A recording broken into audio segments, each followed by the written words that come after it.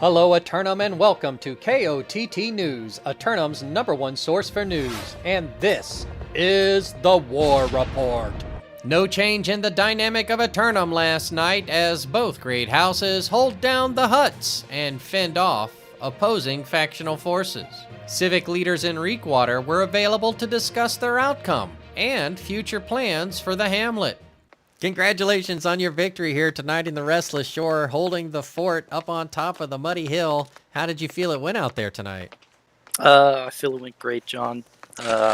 Ronnie, our governor, made some really good calls, and at the end of the day, we're feeling like LARPco, and they kind of look like cardboard. Oh, well, sometimes it happens. Sometimes it happens. Anybody whose efforts out there you might like to highlight? Monkey DJ directly behind me, absolutely cracked, did amazing. It's listen, I gotta ask you, there's a lot of infrastructure projects coming to completion around the island. Do you have any projects ongoing you'd like to tell the citizens of Eternum about? Might draw their attention here? Yeah, we're going to be doing a lot of massive upgrades to everything, crafting stations, buildings. We're hoping to upgrade the boat a little bit, maybe bring some more attention to the town. Any chance that you might be trying to create a bridge structure across the bay so we can get some quicker access over to the inn? Definitely. We're looking into it. If we could build something like that, we think it'd make a lot easier access to get across the whole territory.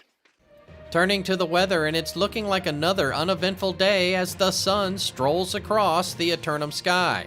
But once again after sundown, the corruption forces of the island will poke their heads out for a 20% chance of invasion. 3 lineups submitted for simulated fantasy combat resolution tonight, brought to you by LARPco. Remember, if it is in LARPco, it's cardboard.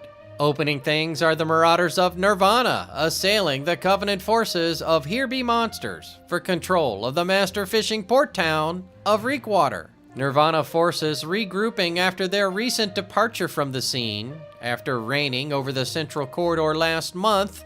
But have they truly returned? Here Be Monsters await the unexpected, resolved in their expectation of a difficult opponent. But will their recent municipal responsibilities distract them on the battlefield? Meanwhile, the Covenant forces of Tropical X assault the Syndicate forces of Rogue Reavers for control of the primary oil reserves of Weaver's Fen. Tropical X forces making the first of 2 frontals tonight, advancing onto the peat moss bog of the Fen, perhaps initiating a pipeline. Rogue Reaver's forces worked their way up and conquered Weaver's Fen just 9 days ago. But after 2 battles in the bog, they're starting to get their footing.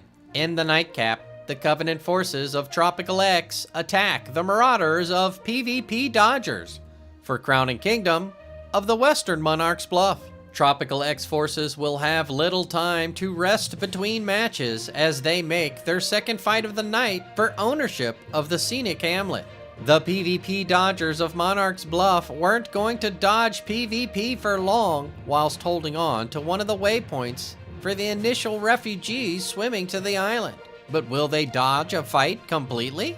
Be sure to tune in for complete coverage and reactions from the citizens at 11. Until then, this has been War Correspondent JChalant, KOTT News.